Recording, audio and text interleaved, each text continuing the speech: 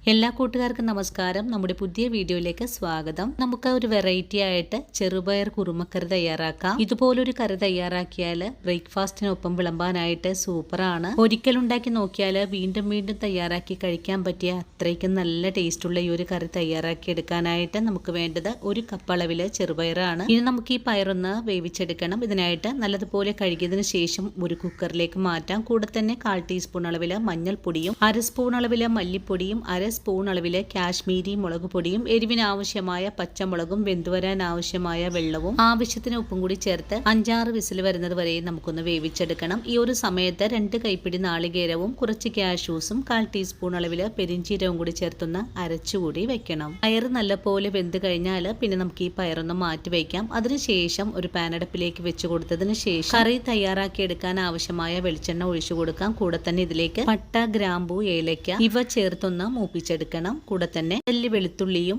ഒരു ചെറിയ കഷ്ണം ഇഞ്ചിയും ചേർത്തൊന്ന് മുരിയിച്ചെടുത്തതിന് ശേഷം നമുക്കിതിലേക്ക് വറമുളകും കറിവേപ്പിലയും ചേർത്ത് ഒന്നുകൂടി മുരിയിച്ചെടുത്ത് കഴിഞ്ഞാൽ ഒരു സവാള ഒന്ന് കട്ട് ചെയ്ത് കൂടി ചേർത്ത് വീണ്ടും ഒന്നുകൂടെ വഴറ്റിയെടുക്കാം. സവാള നല്ലത് സോഫ്റ്റ് ആയിട്ട് വാടിക്കഴിഞ്ഞാൽ പിന്നെ നമുക്കിതിലേക്ക് 2 പച്ചമുളക് കൂടി ചേർക്കാം. കൂടെ തന്നെ ഒരു തക്കാളി കൂടി ചേർത്ത് നല്ലതുപോലെ ഒന്ന് വാടി വരാനായിട്ട് നമുക്കൊന്ന് മൂടി വെച്ച് വേവിച്ചെടുക്കാം. മൂടി വെച്ച് വേവിച്ചെടുത്ത സവാളയൊക്കെ ഒന്ന് വാടിക്കഴിഞ്ഞാൽ പിന്നെ നമ്മൾ അരച്ചെടുത്ത അരപ്പ് കൂടി ചേർത്ത് നന്നായിട്ടൊന്ന് വഴറ്റിയെടുത്തതിന് ശേഷം ഇതിലേക്ക് വേവിച്ച് വെച്ചിരിക്കുന്ന ചെറുപയർ കൂടി ചേർത്ത് നല്ലതുപോലെ ഇളക്കി ഒന്ന് മിക്സ് ചെയ്തെടുക്കാം. അതിനുശേഷം മിക്സിയുടെ ജാറ് കഴുകിയിട്ട് കറിക്ക് ആവശ്യമായ വെള്ളം കൂടി ചേർത്ത് നല്ലതുപോലെ ഇളക്കി കൊടുത്ത് കറി ഒന്ന് ചെറുതായിട്ട് തിളച്ച് വരുമ്പോഴേക്കും നമുക്ക് ഫ്ലെയിം അങ്ങ് ഓഫ് ചെയ്ത് കൊടുക്കാവുന്നതാണ്. ഇനിയിപ്പോൾ നമ്മുടെ വീട്ടിലുണ്ടാക്കുന്ന ബ്രേക്ക്ഫാസ്റ്റിന്റെ ഒപ്പം വിളമ്പാനും നല്ല ചൂട് ചോറിലേക്ക് ഒഴിച്ചു കഴിക്കാനും സൂപ്പർ ടേസ്റ്റുള്ള കറി ഇവിടെ റെഡിയാണ്. വീഡിയോ കാണുമ്പോൾ ഇഷ്ടപ്പെടുവാണെങ്കിൽ വീടുകളിൽ തയ്യാറാക്കി നോക്കാൻ മറക്കല്ലേ. അതുപോലെ ഫുൾ വീഡിയോ കണ്ട് ചേച്ചിയെ ഒന്ന് സപ്പോർട്ട് ചെയ്യാനും മറക്കല്ലേ.